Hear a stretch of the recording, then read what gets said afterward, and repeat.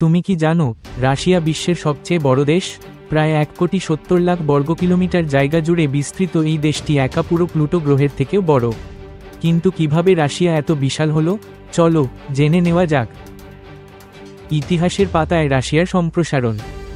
রাশিয়ার শুরু হয়েছিল একটি ছোট শহর রাষ্ট্র মস্কোভিক থেকে।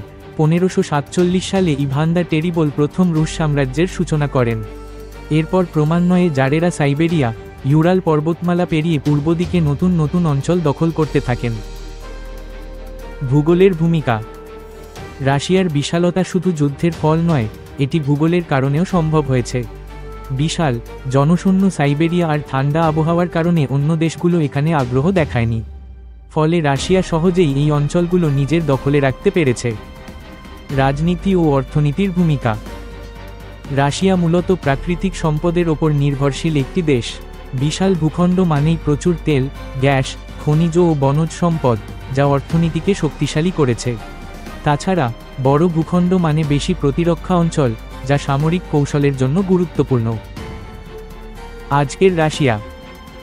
বর্তমানে যদিও রাশিয়া এত বড়, তবে এর জনসংখ্যা তুলনামূলকভাবে কম। বিশেষত সাইবেরিয়া ও পূর্বাঞ্চল বেশ ফাঁকা, কিন্তু এই বিশাল ভূখণ্ড দেশটিকে রাজনৈতিক ও সামরিকভাবে শক্তিশালী করে তুলেছে। এখন তুমি জানতে পারলে রাশিয়া এত বড় হওয়ার রহস্য। তোমার কি মনে হয়, রাশিয়ার এই বিশালতা দেশটির জন্য আশীর্বাদ নাকি চ্যালেঞ্জ? কমেন্টে জানাও।